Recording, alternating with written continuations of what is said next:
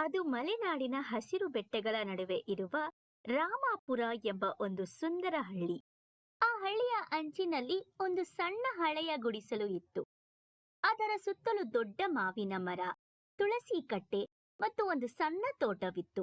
ಆ ಗುಡಿಸಲಿನಲ್ಲಿ 80 ವರ್ಷದ ಅಜ್ಜಿ ಲಕ್ಷ್ಮಮ್ಮ ಮತ್ತು ಅವರ 12 ವರ್ಷದ ಮೊಮ್ಮಗಳು ರಾಧಾ ಸಂತೋಷದಿಂದ ವಾಸಿಸುತ್ತಿದ್ದರು. ಅಜ್ಜಿ, ನೋಡಿ, ನಮ್ಮ ಮಾವಿನ ಮರಕ್ಕೆ ಎಷ್ಟು ಹಣ್ಣುಗಳು ಬಂದಿವೆ. ಹೌದು ಮಗಳೇ, ಈ ಮರವನ್ನು ನಿನ್ನ ಅಜ್ಜ ನೆಟ್ಟಿದ್ರು. 50 ವರ್ಷಗಳಿಂದ ಇದು ನಮಗೆ ನೆರಳು, ಹಣ್ಣು ಮತ್ತು ಆಶೀರ್ವಾದ ಕೊಡ್ತಿದೆ. ಈ ಗುಡಿಸಲು ನಮ್ಮನೆ ಮಾತ್ರವಲ್ಲ, ನನ್ನ ನೆನಪುಗಳ ನಿಲಯ. ಓ ಅಜ್ಜಿ, ಹೌದಾ? ನನಗೂ ಈ ಮನೆ ತುಂಬಾ ಇಷ್ಟ. ನಾನು ಇಲ್ಲಿ ಓಡಾಡ್ತೀನಿ, ಆಟ ಆಡ್ತೀನಿ, ನೀವು ಹೇಳೋ ಕಥೆಗಳನ್ನು ಕೇಳ್ತೀನಿ. ಈ ಮಾವಿನ ಮರದ ಕೆಳಗೆ ನಿಮ್ ಜೊತೆ ಕುಳಿತು ನಗೋದ್ರಲ್ಲಿ ನನಗೂ ತುಂಬಾ ಖುಷಿ ಆಗುತ್ತೆ. ಅದೇ ಹಳ್ಳಿಯಲ್ಲಿ ಸೇಠ್ ರಾಮಣ್ಣ ಎಂಬ ಒಬ್ಬ ಶ್ರೀಮಂತನಿದ್ದನು. ಅವನಿಗೆ ಹಣದ ಮೇಲೆ ಮತ್ತು ಭೂಮಿಯ ಮೇಲೆ ಅತಿಯಾದ ದುರಾಸೆ ಇತ್ತು. ಅಜ್ಜಿಯ ಗುಡಿಸಲಿರುವ ಜಾಗ ಅವನಿಗೆ ತುಂಬಾ ಚೆನ್ನಾಗಿ ಕಾಣಿಸಿತು. ಆ ಜಾಗವನ್ನು ತಾನು ಸ್ವಂತ ಮಾಡಿಕೊಳ್ಳಬೇಕು ಎಂದು ನಿರ್ಧಾರ ತೆಗೆದುಕೊಳ್ಳುತ್ತಾನೆ. ಮುಂದಿನ ದಿನ ಬೆಳಿಗ್ಗೆ ಸೇಠ್ ರಾಮಣ್ಣ ಅಜ್ಜಿಯನ್ನು ಭೇಟಿಯಾಗಲು ಅವರ ಗುಡಿಸಲಿಗೆ ಹೊರಟನು. ಆಗ ಅಜ್ಜಿಯನ್ನು ನೋಡಿ, ಲಕ್ಷ್ಮಮ್ಮ ಅಜ್ಜಿ, ಎಷ್ಟು ದಿನ ಈ ಹಳೆಯ ಗುಡಿಸಲಿನಲ್ಲಿ ವಾಸಿಸುವುದು? ನೋಡು, ಚಾವಣಿ ಸೋರುತ್ತಿದೆ, ಗೋಡೆಗಳು ಬಿರುಕು ಬಿಟ್ಟಿವೆ. ನಾನು ಉದಾರವಾಗಿ ನಿನಗೆ 5,000 ರೂಪಾಯಿ ಕೊಡ್ತೀನಿ. ಈ ಜಾಗ ಬಿಟ್ಟು ಹೋಗು. ತಾತ, ಇದು ನಮ್ಮ ಮನೆ. ನೀವು ಯಾರು ನಮಗೆ ಹೇಳಲು? ನೀವು ದಯವಿಟ್ಟು ಇಲ್ಲಿಂದ ಹೋಗಿ. ರಾಧಾ, ಸುಮ್ನಿರು ಕಂದ. ಸೇಠ್ ರಾಮಣ್ಣನವರೇ, ಈ ಗುಡಿಸಲು ನನ್ ಗಂಡನ ನೆನಪು, ನನ್ ಮಕ್ಕಳ ಬೆಳವಣಿಗೆಯ ಸಾಕ್ಷಿ. ನಿಮ್ ಹಣ ಬೇಡ, ದಯವಿಟ್ಟು ಇಲ್ಲಿಂದ ಹೋಗಿ. ನಾನು ಯಾವುದೇ ಕಾರಣಕ್ಕೂ ಈ ಜಾಗವನ್ನು ನಿಮಗೆ ಬಿಟ್ಕೊಡೋದಿಲ್ಲ. ಓ ಲಕ್ಷ್ಮಮ್ಮ ಅಜ್ಜಿ, ನೀನ್ ನನ್ ಮಾತ್ ಕೇಳಲೇಬೇಕು. ನಾಳೆ ನಾನು ಗ್ರಾಮ ಪಂಚಾಯತಿಗೆ ಹೋಗ್ತೀನಿ. ಅಲ್ಲಿ ಈ ಜಾಗ ನಂದಾಗಿಸ್ಕೊಳ್ತೀನಿ. ನಿನ್ಗೆ ಬೇಕಾದ್ರೆ 1 ವಾರ ಸಮಯನೂ ಕೊಡ್ತೀನಿ. ನಾನು ಯಾವುದೇ ಕಾರಣಕ್ಕೂ ಇದನ್ನು ಬಿಟ್ಕೊಡೋದಿಲ್ಲ. ಆ ನಿರ್ಧಾರದಲ್ಲಿ ನಾನು ದೃಢವಾಗಿದ್ದೀನಿ. ನೀವು ಪಂಚಾಯಿತಿಗೆ ಹೋಗಿ, ನಾವು ಅಲ್ಲಿ ಮಾತಾಡೋಣ. ಆಯ್ತು ಲಕ್ಷ್ಮಮ್ಮ, ನಾನು ನಿನ್ನನ್ನು ಪಂಚಾಯತ್ ಅಲ್ಲಿ ನೋಡ್ತೀನಿ. ಇದನ್ನ ಹೇಗಾದ್ರೂ ನಂದಾಗ್ಸ್ಕೊಳ್ದೆ ನಾನು ಬಿಡೋದೇ ಇಲ್ಲ. ಮರುದಿನ ಗ್ರಾಮ ಪಂಚಾಯಿತಿಯಲ್ಲಿ ಸಭೆ ನಡೆಯಿತು.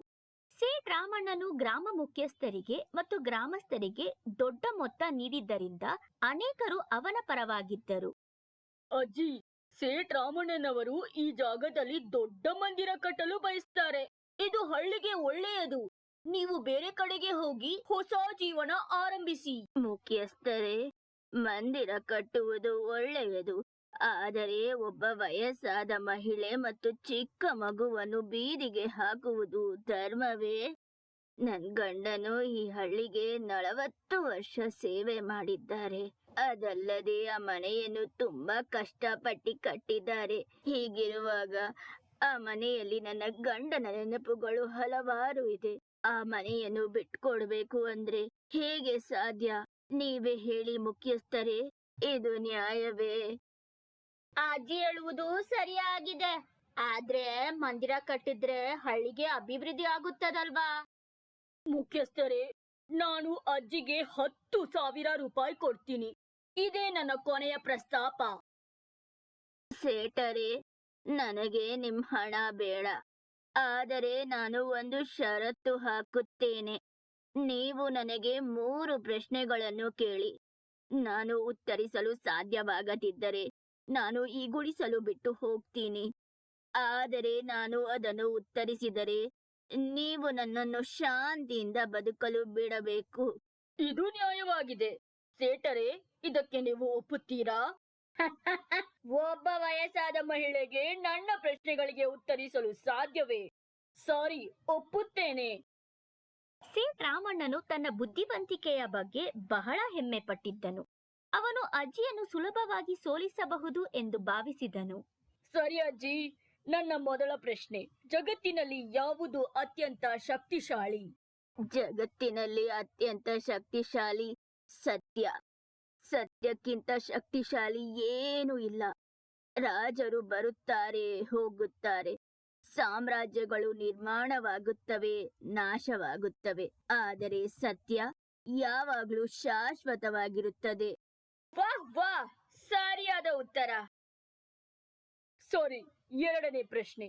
ಮನುಷ್ಯನಿಗೆ ಯಾವುದು ಅತ್ಯಂತ ಮೌಲ್ಯಯುತವಾಗಿದೆ? ಮನುಷ್ಯನಿಗೆ ಅತ್ಯಂತ ಮೌಲ್ಯವಾಗಿರುವುದು ಸಮಯ. ಹಣ ಹೋದ್ರೆ ಮತ್ತೆ ಸಂಪಾದಿಸಬಹುದು, ಆರೋಗ್ಯ ಹೋದ್ರೆ ಮತ್ತೆ ಪಡೆಯಬಹುದು. ಆದರೆ ಒಮ್ಮೆ ಹೋದ ಸಮಯ ಮತ್ತೆ ಹಿಂತಿರುಗದು. ಪ್ರತಿಯೊಂದು ಕ್ಷಣವೂ ಅಮೂಲ್ಯವಾಗಿದೆ. ಅದ್ಭುತ ಅದ್ಭುತ. ಅಜ್ಜಿ, ನೀನು ಎಷ್ಟು ಜ್ಞಾನಿ. ಸರಿ ಸರಿ, ಇದು ಕೊನೆಯ ಪ್ರಶ್ನೆ. ಆದ್ರೆ ತುಂಬಾ ಕಷ್ಟವಾಗಿರುತ್ತದೆ. ಖಂಡಿತ ಇದನ್ನು ಉತ್ತರಿಸಲು ಸಾಧ್ಯವಾಗುವುದಿಲ್ಲ. ಹೇಳು, ಈ ಜಗತ್ತಿನಲ್ಲಿ ಯಾವುದು ಅತ್ಯಂತ ಕಷ್ಟವಾದ ಕೆಲಸ?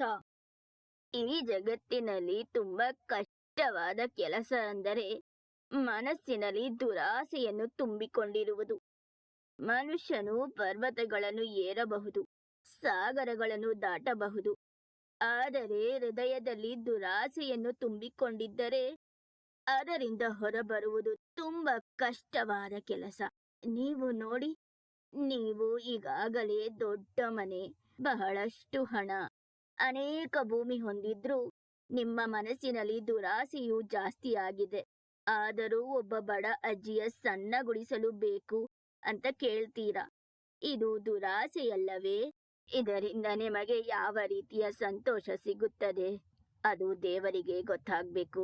ಪ್ರತಿಯೊಂದು ಮನುಷ್ಯನು ಮನುಷ್ಯತ್ವದಿಂದ ಬಾಳ್ಬೇಕು. ಬೇರೆಯವರಿಗೆ ಯಾವುದೇ ರೀತಿ ತೊಂದರೆಯನ್ನು ನೀಡಬಾರದು.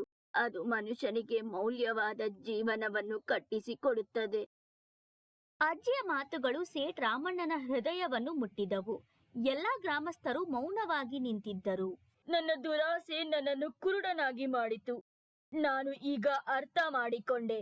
ದಯವಿಟ್ಟು ನನ್ನನ್ನು ಕ್ಷಮಿಸಿ. ಸೇಠರೇ, ತಪ್ಪು ಅರಿತಾಗ ಮನುಷ್ಯ ಮಹಾನ್ ಆಗುತ್ತಾನೆ. ನಿಮ್ಮ ಹಣವನ್ನು ಮಂದಿರ ಕಟ್ಟಲು ಉಪಯೋಗಿಸಿ. ಆದರೆ ಬಡವರ ಮನೆಯನ್ನು ಕಿತ್ಕೊಂಡು ಕಟ್ಟಿರುವ ಮಂದಿರ ದೇವರಿಗೆ ಇಷ್ಟವಾಗುವುದಿಲ್ಲ. ಅಜ್ಜಿಯ ಬುದ್ಧಿವಂತಿಕೆ ಮತ್ತು ಸತ್ಯದ ಮಾತುಗಳು ಇಂದು ಜಯಗೊಳಿಸಿವೆ. ನಾವೆಲ್ಲರೂ ಈ ದಿನದಿಂದ ಅಜ್ಜಿಯನ್ನು ಗೌರವಿಸಬೇಕು ಮತ್ತು ರಕ್ಷಿಸಬೇಕು. ಇದೇ ನನ್ನ ತೀರ್ಪು. ಆ ದಿನದಿಂದ ಸೇಠ್ ರಾಮಣ್ಣನು ಬದಲಾದನು. ಅವನು ಹಳ್ಳಿಯ ಬೇರೆ ಭಾಗದಲ್ಲಿ ಸುಂದರವಾದ ಮಂದಿರವನ್ನು ಕಟ್ಟಿದನು. ಅವನು ಅಜ್ಜಿಯ ಹಳೆಯ ಗುಡಿಸಲನ್ನು ಸರಿಪಡಿಸಲು ಸಹಾಯ ಮಾಡಿದನು. ಅಜ್ಜಿ, ನಾನು ಹೊಸ ಛಾವಣಿ ಹಾಕಿಸಿದ್ದೇನೆ, ಗೋಡೆಗಳನ್ನು ಬಲಪಡಿಸಿದ್ದೇನೆ. ಇದು ನನ್ನ ತಪ್ಪಿಗೆ ಪ್ರಾಯಶ್ಚಿತ್ತ. ಇನ್ನು ಮುಂದೆ ನೀವು ಯಾವುದೇ ತೊಂದರೆ ಇಲ್ಲದೆ ಸಂತೋಷದಿಂದ ಬಾಳಬಹುದು. ಸೇಠರೇ, ನಿಮ್ಮ ಹೃದಯ ಬದಲಾವಣೆಯೇ ನಿಜವಾದ ಪ್ರಾಯಶ್ಚಿತ್ತ. ದೇವರು ನಿಮಗೆ ಆಶೀರ್ವಾದಿಸಲಿ. ಸಂತೋಷವಾಯ್ತು ಅಜ್ಜಿಯವರೇ. ನಿಮಗೆ ಯಾವುದೇ ರೀತಿಯ ಸಹಾಯ ಬೇಕಿದ್ದರೂ ದಯವಿಟ್ಟು ನನ್ನನ್ನು ಭೇಟಿ ಮಾಡಿ. ನಾನು ಖಂಡಿತ ನಿಮಗೆ ಸಹಾಯ ಮಾಡುತ್ತೇನೆ. ನಂತರ ಸೇಠ್ ರಾಮಣ್ಣನವರು ಅಜ್ಜಿಯ ಮನೆಯಿಂದ ಹೊರಟರು. ಅಜ್ಜಿ, ನೀವು ನಿಜವಾಗಲೂ ಬುದ್ಧಿವಂತರು. ನಿಮ್ಮ 3 ಉತ್ತರಗಳು ಸೇಠರ ಹೃದಯವನ್ನೇ ಬದಲಾಯಿಸಿದವು. ಮಗಳೇ, ಬುದ್ಧಿವಂತಿಕೆ ಪುಸ್ತಕಗಳಿಂದ ಮಾತ್ರ ಬರುವುದಿಲ್ಲ. ಜೀವನದ ಅನುಭವಗಳು, ಸತ್ಯದ ಮಾರ್ಗ ಮತ್ತು ಸರಳ ಹೃದಯವೇ ನಿಜವಾದ ಜ್ಞಾನ ಕೊಡುತ್ತವೆ. ನಮ್ಮ ಈ ಸಣ್ಣ ಗುಡಿಸಲು ನಮಗೆ ಸಾಕು. ಏಕೆಂದರೆ ಇಲ್ಲಿ ಪ್ರೀತಿ ಇದೆ, ನೆನಪುಗಳಿವೆ ಮತ್ತು ಸಂತೋಷವಿದೆ. ಆ ದಿನದಿಂದ ಅಜ್ಜಿ ಮತ್ತು ರಾಧಾ ತಮ್ಮ ಹಳೆಯ ಗುಡಿಸಲಿನಲ್ಲಿ ಸಂತೋಷದಿಂದ ಬದುಕಿದರು. ಹಳ್ಳಿಯ ಜನರು ಅಜ್ಜಿಯನ್ನು ತುಂಬಾ ಗೌರವಿಸಿದರು ಮತ್ತು ಯಾವಾಗಲೂ ಅವರ ಬುದ್ಧಿವಂತಿಕೆಯ ಬಗ್ಗೆ ಮಾತನಾಡುತ್ತಿದ್ದರು. ಸೇಠ್ ರಾಮಣ್ಣನು ತನ್ನ ಜೀವನವನ್ನು ಬದಲಾಯಿಸಿ ಒಳ್ಳೆಯ ಮನುಷ್ಯನಾದನು. ಸತ್ಯ ಮತ್ತು ಬುದ್ಧಿವಂತಿಕೆ ಯಾವಾಗಲೂ ದುರಾಸೆ ಮತ್ತು ಅನ್ಯಾಯವನ್ನು ಗೆಲ್ಲುತ್ತವೆ. ಜೀವನದ ಅನುಭವಗಳೇ ನಿಜವಾದ ಜ್ಞಾನವನ್ನು ಕಲಿಸುತ್ತವೆ. ನಿಜವಾದ ಸಂತೋಷ ಐಶ್ವರ್ಯದಲ್ಲಿ ಅಲ್ಲ, ಸಂತೃಷ್ಟಿಯಲ್ಲಿ ಇದೆ.